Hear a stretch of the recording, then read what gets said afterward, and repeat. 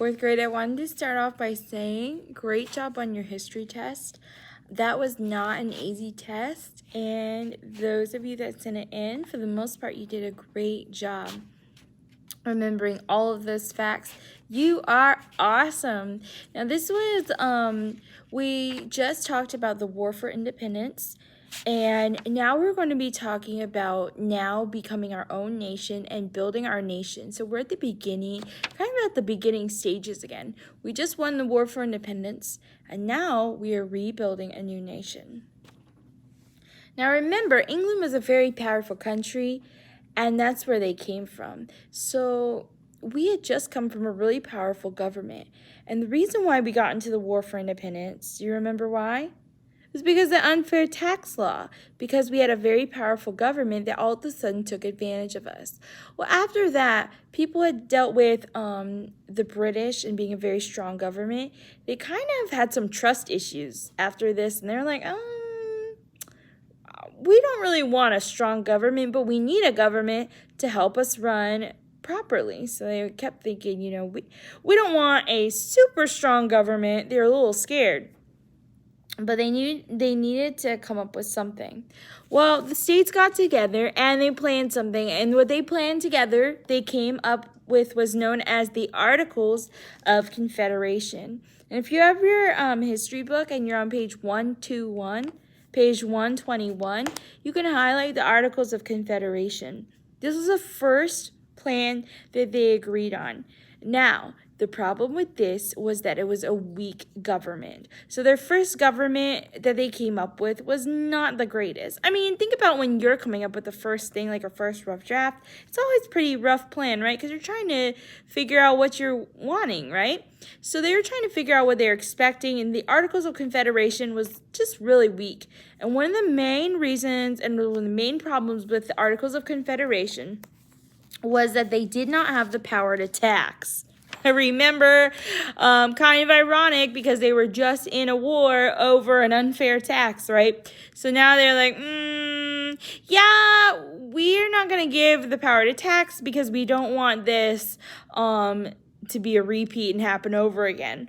Well, because they didn't have power to tax, but government still needs money to run, they decided to ask the people for money. Now, can you imagine if America, our country, said, hey, Elsie, hey, Nicholas, hey, Alana, Avery, would you give us some money, please? You'd probably say, I don't really have a lot, and I can't, so, no thank you, no thanks. So they're going around, hey, Joshua, can we have some money? Nope. And so they had no power to tax in their Articles of Confederation. So nobody is going to give their money willingly to the government, so they have no money. Another thing is, the government didn't have power to stop fights that would happen between states. And so, because if the states didn't want to listen to the government, they could just say, nope, we're not going to listen to the government. So there are quite a few problems with the first government. So one, it couldn't settle fights, and another thing is that they didn't have the power to tax. They were a weak government. So they got together in Philadelphia to see what they could do to make it stronger. Remember how that group, they called it the Constitutional Convention? The same group, the Constitutional Convention, got together, and they held it in Independence Hall where they signed the Declaration of Independence. Now, over this meeting where they got together to plan their government, of course, who would they choose but the guy who's been famous in the French and Indian War, the guy who was famous in the War for Independence, General George Washington. So George Washington was the president of this meeting. But the man who did the most work at the convention was James Madison. And you might know him, Washington, Adams, Jefferson, Madison. He's the fourth president of the United States. Well, they came up with a plan. Remember how I told you back with with the Fundamental Orders of Connecticut, how it served as a pattern for something?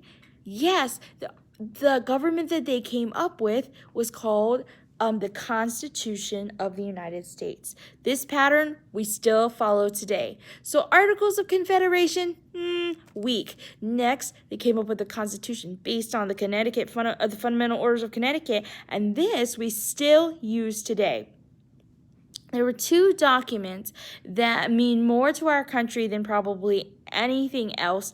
They've never been topped, and this is the Declaration of Independence and the Constitution of the United States. Now, they got together, and the cool thing was we were founded on Christian values and a Christian nation. So they got together, and Benjamin Franklin said, I have learned that God is in charge. God governs the affairs of man. And he said, and just like that song and the Bible verse says, even if a sparrow falls, he's like, if God notices when a sparrow falls, can a whole nation rise to power without God's aid? So he recognized that God was all powerful and all sovereign. So everybody agreed on the government, the Declaration of Independence, and they also have the Constitution of the United States. Now, the Constitution of the United States is the pattern that we still use today.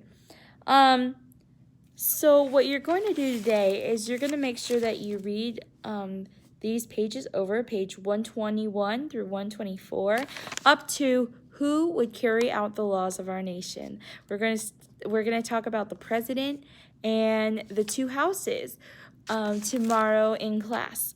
But today we're just talking about the beginning, so you're going to go from page 121 through 124. What was the first plan of government that the states agreed upon after the War for Independence? Yes, it was the Articles of Confederation. What was wrong with the Articles of Confederation? What were its problems? Yeah, it had no power to tax. They had no power to tax, and also they had no ability to stop arguments. Was that weak or strong, the Articles of Confederation? Yes, it was very weak. Now, at what meeting did they decide to start a brand new government? The meeting was called the Constitutional Convention. Do you remember what city it was held in? It was held in Philadelphia, Pennsylvania, in Independence Hall. Who was the president of the convention? The guy who was the leader? George Washington. All right, but who did the most important work at the convention? Our fourth president, James Madison. And what new plan of government did the Constitutional Convention come up with?